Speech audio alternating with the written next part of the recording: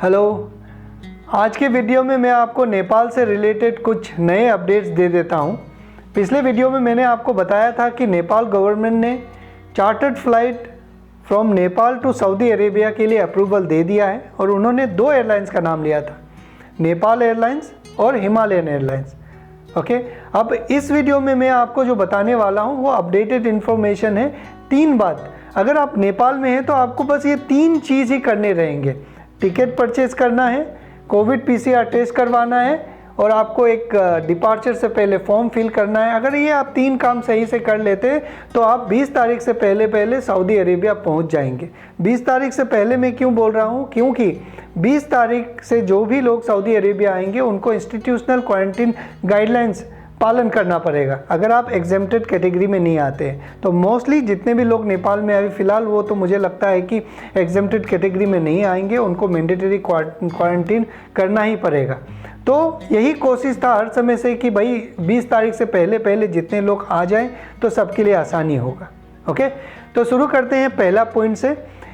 अब नेपाल एयरलाइंस और Himalayan airlines, ये 2 एयरलाइंस है जो ऑपरेट करेगी। मोस्टली जो हिमालयन एयरलाइंस है वो नेपाल काठमांडू से दमाम के लिए ऑपरेट करेगी और जो नेपाल एयरलाइंस है वो फ्रॉम काठमांडू टू रियाद के लिए।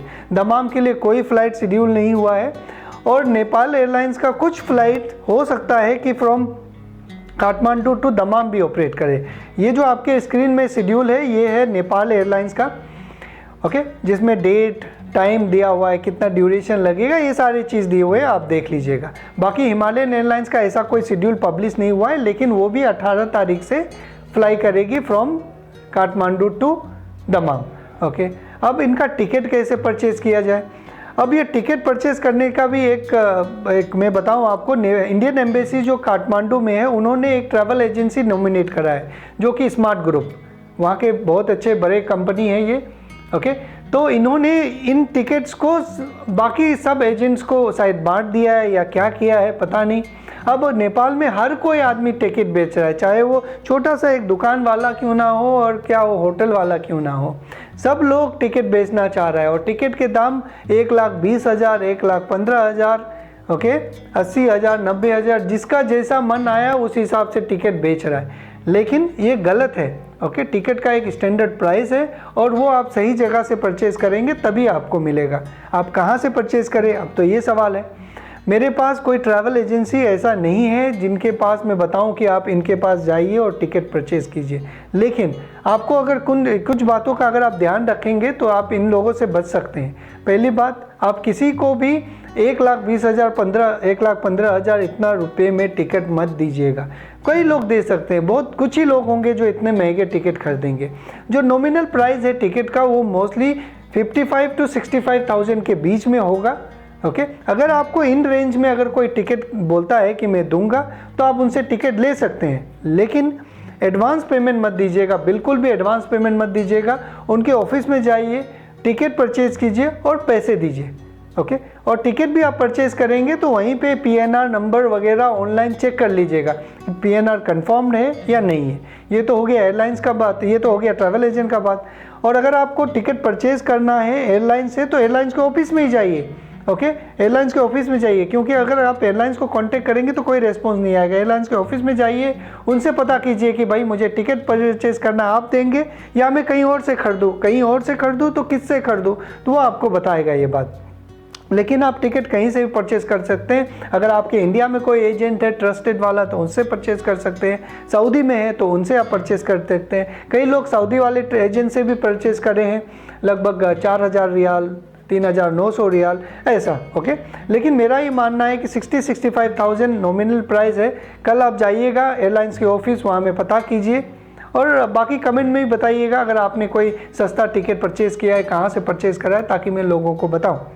तो ये पहला बात था, अगर आप नेपाल में हैं तो आपको टिकट परचेज़ करना पड़ेगा। ओके, दूसरा काम है आपका कोविड पीसीआर टेस्ट करवाना, क्योंकि बिना कोविड पीसीआर टेस्ट का आप नहीं जा पाएंगे।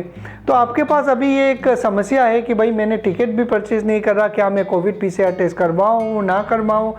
अगर मेरा मानिए तो आप कोविड पीसीआर टेस्ट करवा लीजिए, क्योंकि जैसे ही टिकट लोग परचेज करेंगे तो बहुत रश हो जाएगा हॉस्पिटल्स में। आप कोविड पीसीआर टेस्ट करवा लीजिए, ओके। टिकट या तो परचेज करने से पहले करवा लीजिए या परचेज करने के बाद, लेकिन सबसे पहले अगर आप कोई काम करेंगे तो वो टिकट परचेज करने का काम करेंगे।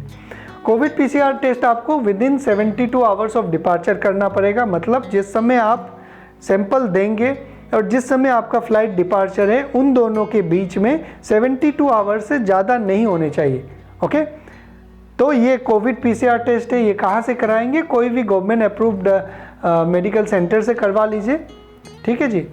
ये 2 बात हो गया। तीसरा, आपको एक फॉर्म फिलअप करना पड़ेगा डिपार्चर से पहले। अगर आपको याद है तो आप नेपाल आने से पहले एक फॉर्म फिल करे थे CCMC का, वो था अराइवल वाला फॉर्म। उसी वेबसाइट में जाइए आप, उसके नीचे वाला ऑप्शन देखिए, डिपार्चर का फॉर्म होगा, उसे भी फिल कर दीजिएगा। CCMC का अगर आपको पता नहीं है कैसे भरना है तो मैं डिस्क्रिप्शन में लिंक दे दूंगा CCMC के वेबसाइट का, और एक मैंने पहले वीडियो बनाया था अराइवल का कैसे भरना है। तो सेम प्रोसेस होगा, उसमें बस आपका जो रेड स्टार मार्क है वही भरना रहेगा, बाकी का कोई ज़रूरी नहीं है भरने का, ओके। तो ये 3 बातें हैं आपके लिए, अगर आप नेपाल में हैं और सही से ये 3 बातें कर लिए, 3 काम कर लिए, 3 एक्टिविटीज़ कर लिए, तो आराम से सऊदी अरेबिया पहुंच जाएंगे। पहला फ्लाइट का टिकट, दूसरा कोविड पीसीआर का टेस्ट, तीसरा डिपार्चर CCMC फॉर्म का डिपार्चर फॉर्म, ओके। ये 3 काम आप कर लीजिएगा। बाकी आपके और भी कुछ सवाल थे कि NOC रिक्वायरमेंट्स के, किन्होंने मुझे एक स्क्रीन कैप्चर भेजा हुआ था जिसमें ये लिखा हुआ था कि आपको NOC भी चाहिएगा। बिल्कुल नहीं चाहिए NOC। 19 जून तक जो ट्रैवल कर रहा है from Nepal to third country उसको नहीं चाहिए, ठीक है। तो मैं उम्मीद करता हूँ कि आपको मैंने एक आउटलाइन दे दिया है जो कि नेपाल में जो लोग हैं उन लोगों के लिए।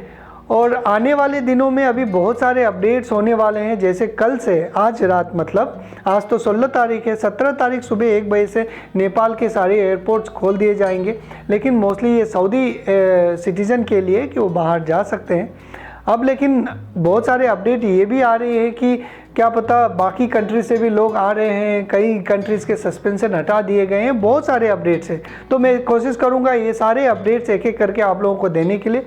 तब तक अपना ख्याल रखिए। Thank you very much.